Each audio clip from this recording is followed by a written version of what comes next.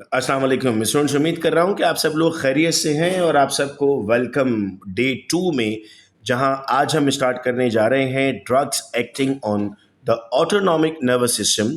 और मैं उम्मीद कर रहा हूँ कि डे 1 का लेक्चर आप सब लोगों ने देख लिया है और आप सब लोगों ने उनके होमवर्क्स भी मुझे सबमिट कराए थे और बड़ी खुशी होती है ये देखकर कि आप सब लोग इतनी मेहनत के साथ होमवर्क्स कर रहे हैं। कोई इसके मार्क्स नहीं हैं, कोई यूनिवर्सिटी असाइनमेंट नहीं है, लेकिन बहुत बेहद खुशी हो रही है कि आप सब लोग वक्त के साथ साथ ये तमाम चीज़ें मुझे सबमिट करवा रहे होते हैं। बहुत शुक्रिया आप तमाम लोगों का एक मरतबा फिर इतनी रिस्पेक्ट देने का और इस तरह से पढ़ने का। इंशाल्लाह आप ऐसे ही पढ़ते रहेंगे तो मैं इंशाल्लाह आपको ऐसे ही पढ़ाता रहूँगा और हम बहुत आगे अपनी स्टडीज़ को लेकर जाएंगे। और जो ख्वाब होता है एक हर स्टूडेंट का कि अपनी डिग्री में इतना एक्सेल कर जाए कि उसके लिए सारी चीज़ें आसान लगने लगें, उसको इंशाल्लाह हम ज़रूर अचीव करेंगे।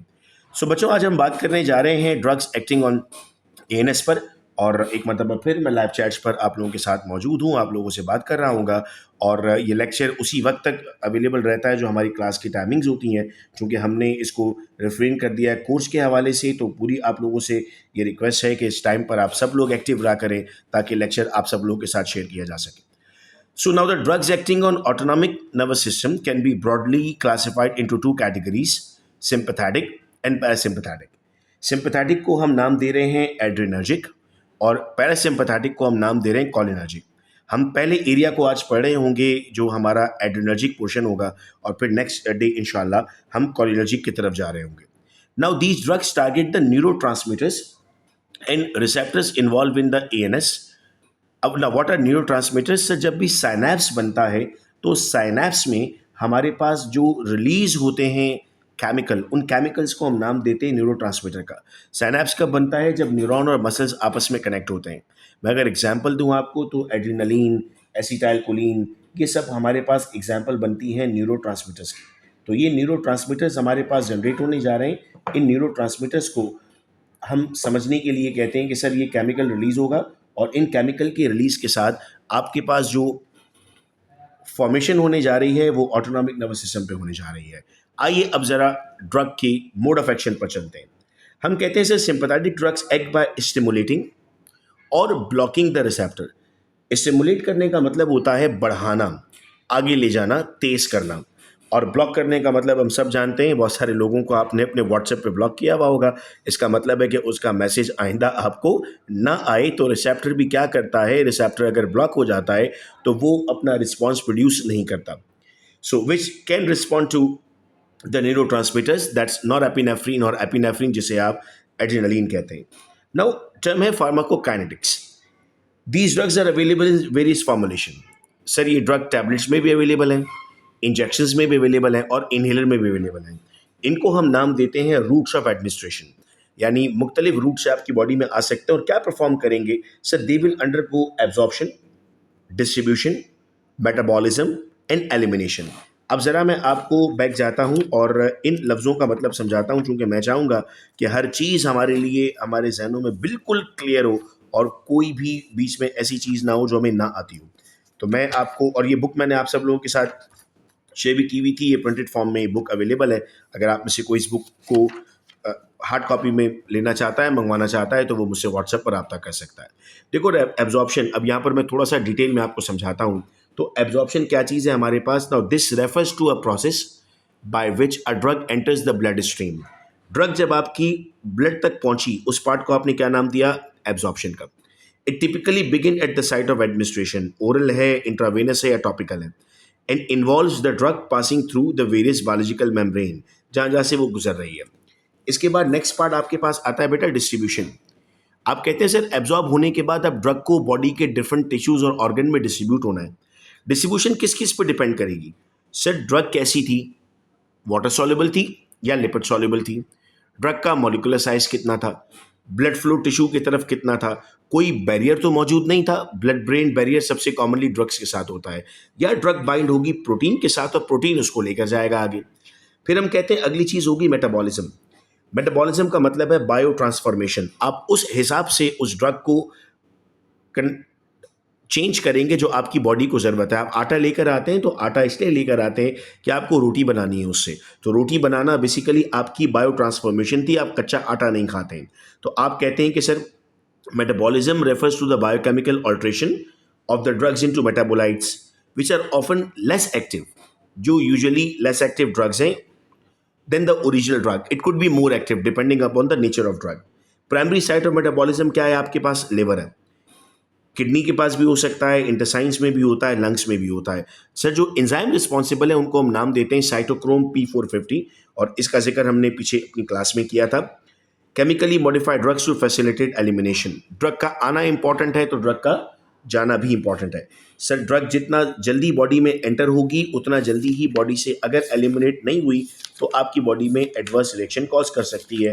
तो आपके लिए बहुत इंपॉर्टेंट होगा कि जितना तेज़ी से वो ड्रग आ रही है उतना तेज़ी ही से वो ड्रग आपकी बॉडी से वापस भी जाए। तो ये उन टर्म्स को समझाना था, और आप सिर्फ इस बात को समझने की कोशिश करें कि सर एक एक लफ्ज़ को समझने के लिए हमें कितनी डेफिनेशंस पढ़नी पड़ेंगी। सर ऑर्गन या सिस्टम इफेक्ट क्या होगा? Sympathetic drugs primarily effect the cardiovascular system, respiratory system and smooth muscle.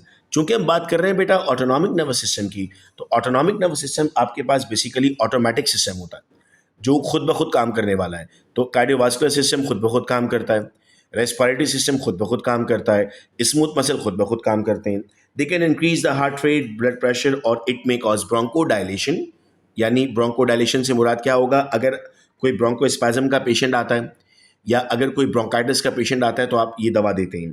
They also cause people dilation and vasoconstriction. Vasoconstriction का मतलब है वेसल्स का कंस्ट्रिक्ट होना, वेसल का साइज कम हो जाना। Indication, sir for what purpose we can use asthma. देखो रिलेट करो, आज ये सीख लो कि इंडिकेशन को सिस्टम इफेक्ट से रिलेट कैसे करना है। एस्थमा में क्या होता है?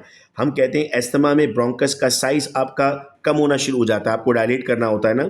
हाइपरटेंशन, आप कहते हैं हार्ट रेट के लिए आप यूज़ कर रहे हैं। शॉक एंड नेजल कंजेशन आप इस्तेमाल कर रहे हैं सर इसको रेस्पिरेटरी ट्रैक के लिए। Now what are the adverse effects? क्या क्या हो सकता है अगर ये ड्रग आप अपनी बॉडी में यूज़ करते हैं तो? The common side effect includes increase heart rate, sir heart rate का बढ़ना, एलिवेटेड ब्लड प्रेशर, नर्वसनेस। देखो हार्ट रेट बढ़ेगा अगर डोज ज़्यादा हो गया बॉडी में।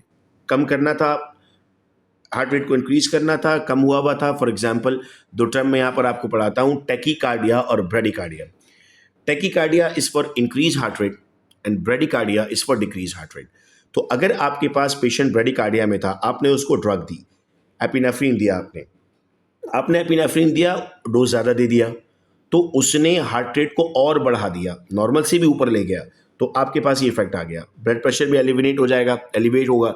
नर्वसनेस, पेशेंट का nervous system, autonomic nervous system active हो चुका है तो वो घबराहट सी फील करेगा, नर्वस होगा। Tremors and headache. Adverse effect can vary depending upon the specific drug. हर ड्रग का एडवर्स इफेक्ट डिफरेंट हो सकता है। Now what are the drugs? अब आते हैं जी असल बात पर कि ड्रग्स कौन सी हैं और उनकी एग्जाम्पल्स क्या है। सबसे पहले हम कहते हैं सर एपिनेफ्रीन, जिसको आप आम लफ्ज़ों में एड्रेनलिन कहते हैं। याद करें अगर तो बेसिक क्लासेस में फ्रॉग के एक्सपेरिमेंट्स करवाए जाते थे और उन एक्सपेरिमेंट्स में आपको ये कहा जाता था कि फ्रॉग के हार्ट पर आप एड्रेनलिन डालें तो आप देखते थे उसका हार्ट तेज़ी से धड़कना शुरू करता था। तो ये बेसिकली स्टिमुलेटर था। So epinephrine is a non selective adrenergic agonist that stimulate the alpha and beta receptors. Stimulate कर रहा है मतलब हार्ट रेट को इंक्रीज करेगा। It is use in emergency situation such as anaphylaxis, cardiac arrest and severe asthma. Patient emergency में आता है आपके पास, तो आपके पास तो देखो एंटी हाइपरटेंसिव बहुत सारी ड्रग्स हैं, लेकिन आपने क्या करना है इमरजेंसी कंडीशन में, तो आप उसको एपिनेफ्रिन दे रहे हैं। चूंकि बाकी जो ड्रग्स हैं उनका जो टाइम है वो ज़्यादा है, यानी बहुत देर के बाद वो अपना इफेक्ट प्रोड्यूस करेंगे, लेकिन आपको चूंकि फॉरेन इफेक्ट प्रोड्यूस करवाना है तो आप इसीलिए जो ड्रग इस्तेमाल कर रहे हैं वो एपिनेफ्रिन थी as an emergency drug. Next आता है आपके पास norepinephrine. Sir it is a non selective agonist that mainly stimulate the alpha receptor. Agonist का मतलब क्या होगा? कल पढ़ाया था, एगोनिस्ट मतलब होगा दोस्त, एंटागोनिस्ट का मतलब दुश्मन था ना। ये सिर्फ अल्फा रिसेप्टर्स पर काम करने जा रहा है। It is primarily use as a vasopressor to increase the blood pressure in case of hypotension and shock. Patient आपके पास आता है, ब्लड प्रेशर बहुत डाउन हो गया, अब उस डाउन ब्लड प्रेशर में आपको जो ड्रग देनी है वो नॉर एड्रेनलिन है, यानी नॉर एपिनेफ्रिन है। अब यहाँ पर एक टर्म आपको समझ में आएगा, ड्रग ऑफ चॉइस। ये भी ड्रग है आपके पास और ये भी ड्रग है, दोनों ड्रग्स हैं। कौन सी कब इस्तेमाल करनी है? Sir patient heart failure, cardiac arrest पे था तो ड्रग चेंज हो गई आपकी। पेशेंट लो ब्लड प्रेशर पे आया तो ड्रग चेंज हो गई. This need to be memorized कि कौन सी ड्रग आपको कब देनी है. Next is the dopamine. Dopamine act on different adrenergic receptor at varying doses. Low dose पे ये डोपामीन रिसेप्टर को स्टिमुलेट करता है, रीनल ब्लड फ्लो बढ़ाता है. मॉडरेट डोज पर ये बीटा 1 रिसेप्टर पर आता है, कार्डियक कॉन्ट्रैक्टिलिटी बढ़ाता है. और हाई डोज पर ये अल्फा रिसेप्टर को एक्टिवेट करता है, वेजो कंस्ट्रिक्शन करता है. सर इससे क्या मुराद है? कभी तो ऐसा हुआ होगा कि आपने जो ड्रग इस्तेमाल की तो उसके कभी आपने वो ड्रग कम इस्तेमाल की, यानी कोई और मसला था, डॉक्टर ने कहा एक गोली खाना. सेम ड्रग किसी और मछली के लिए थी, डॉक्टर ने कह दिया जी 2 गोली खानी है. सेम ड्रग किसी और मछली के लिए डॉक्टर ने कहा 3 गोली खानी है. तो आप ये सोचते हैं कि सर एक ही जैसी ड्रग है, अगर 3 4 5 मरतबा हम अलग अलग मसलों पर इसको यूज़ करते हैं तो डॉक्टर क्यों अलग अलग कह रहा है हमें इस्तेमाल करने के लिए? ड्रग अलग अलग क्यों यूज़ हो रही है? इसलिए अलग अलग यूज़ हो रही है चूँकि आपके पास जो उसका डोज है वो डिपेंड करता है कंडीशन पर. डोपामीन को आप कम डोज में ले रहे हैं तो इसका मतलब है ब्लड फ्लो ठीक नहीं था. पेशेंट आपके पास आता है ब्लड फ्लो प्रॉब्लम के साथ, डोपामीन देंगे लो डोज में. अगर उसकी हार्ट रेट को इंक्रीज करना है, अब डोपामीन देंगे मॉडरेट डोज पे. अगर हार्ट रेट को आपके पास जो है वो वेजो कंस्ट्रिक्शन करनी है, आप देंगे उसको हाई डोज में. डोपामीन बेसिकली आपकी बॉडी में आपके एड्रेनर्जिक रिसेप्टर को अफेक्ट करने जा रहा है. अब जो आज का होमवर्क है आप लोगों का, वो होमवर्क ये होगा कि जितनी भी मैं ड्रग्स आपको यहाँ बताता जा रहा हूँ ना, इन ड्रग्स के डोजेज आपको निकालने हैं बेटा. मतलब एड्रेनलिन का डोज कितना होगा, नॉरएपिनेफ्रिन का डोज कितना होगा, डोपामीन का डोज कितना होगा. फिर आते हैं isoproterenol. Sir it's again a non selective ना बीटा एड्रेनर्जिक एगोनिस्ट. वो आपके पास बेटा अल्फा रिसेप्टर के लिए था, ये बीटा के लिए, beta 1 and beta 2, leading to increase heart rate, cardiac contractility and bronchodilation. कब इस्तेमाल करेंगे? अगर ब्रेडिकार्डिया से पेशेंट आता है. ब्रेडिकार्डिया आपके पास कंडीशन क्या होती है? थोड़ी देर पहले ये नाम मैंने आपके सामने लिया था. अगर हम हार्ट फ्लो को डिक्रीज करते हैं तो वो कहलाता है ब्रेडिकार्डिया, और अगर हार्ट फ्लो को इंक्रीज करते हैं तो वो कहलाता है टैकीकार्डिया. तो ब्रेडिकार्डिया बेसिकली आपके पास डिक्रीज हार्ट रेट था, तो अगर ये कम हो जाता है तो आपने उसे ये ड्रग देनी होती है. Then dopamine. Dopamine primary stimulate the beta 1 receptor and weaker effect on beta 2. सबका देख लो थोड़ा सा डिफरेंट आ रहा है, और आज ये कोर्स थोड़ा सा मुश्किल लग रहा होगा आप लोगों को कि सर ये तो थोड़ी सी आप खतरनाक बातें यहाँ पर कर रहे हैं, लेकिन बेटा याद करना पड़ेगा और आगे बढ़ने के लिए इसको करना बहुत ज़रूरी है. होमवर्क में एक चीज़ का इजाफा कर लें कि ये जो ड्रग्स के नाम मैं आपको यहाँ बता रहा हूँ ना, ये इनके केमिकल नेम्स हैं. आप इनके ब्रांड नेम्स भी पढ़ लीजिएगा, 3 4 4 ब्रांड नेम पढ़ लीजिएगा. कॉपी बना लो बेटा, इंशाल्लाह एक हफ्ते के कोर्स में ना इतना कुछ मैं आपको पढ़ा दूंगा इस बेसिक पे कि आप एएनएस के चीते हो जाएंगे. और कोई भी आपसे एएनएस की बात करेगा तो आप कहेंगे मसला ही नहीं है, मैं आपको जवाब देने को तैयार हूँ. अच्छा जी. It increase the cardiac contractility in useful in acute heart failure और कार्डियक अरेस्ट टेस्टिंग. देखो 2 तरह की टर्म्स होती है ना, एक्यूट और क्रॉनिक. अगर फौरी तौर पे बीमारी होती है तो वो कहलाता है एक्यूट, और अगर टाइम लगता है यानी थोड़ी देर बाद, यानी टाइम से मुराद ये था 6 महीने या साल लग जाते हैं किसी डिजीज़ को आप तक पहुंचने में, तो वो क्रॉनिक कहलाएगा. एक्यूट हार्ट फेलियर में फौरन पेशेंट को फील हो रहा है हार्ट अटैक है, आपके पास आया, आपने ट्रोपोनिन लेवल का टेस्ट करवाया. ट्रोपोनिन लेवल ये आइडेंटिफाई करता है कि आपको हार्ट अटैक हुआ था या नहीं. 7 दिन तक बेटा ट्रोपोनिन आपके ब्लड के अंदर रहता है, तो 7 दिन के अंदर अंदर आप टेस्ट कराते हैं. देखिए एक्यूट है तो फ़ौरन कराएंगे टेस्ट, तो आपको पता लग जाता है कि जी अब जो ड्रग देनी है आपको वो डोबुटामिन देनी है. फिनाइलएफ्रिन. अब ये है सेलेक्टिव अल्फा 1. देखो नॉन सेलेक्टिव और सेलेक्टिव से क्या मुराद है? वो कहीं पर भी एक्ट कर सकती हैं. नॉन सेलेक्टिव है, लेकिन ये सेलेक्टिव है तो सिर्फ और सिर्फ किस पे एक्ट करेगा? अल्फा 1 पर. वेजो कंस्ट्रिक्शन कॉज करेगा, ब्लड प्रेशर बढ़ाएगा. नेजल कंजेशन में और आई कंडीशन में, यानी कैटरेक्ट के जो पेशेंट्स होते हैं उनको ब्लड फ्लो अगर प्रॉपर नहीं हो रहा होता तो उसमें आप इस ड्रग को इस्तेमाल करते हैं. नेक्स्ट ड्रग आपके पास आता है एल्बिट्रॉल.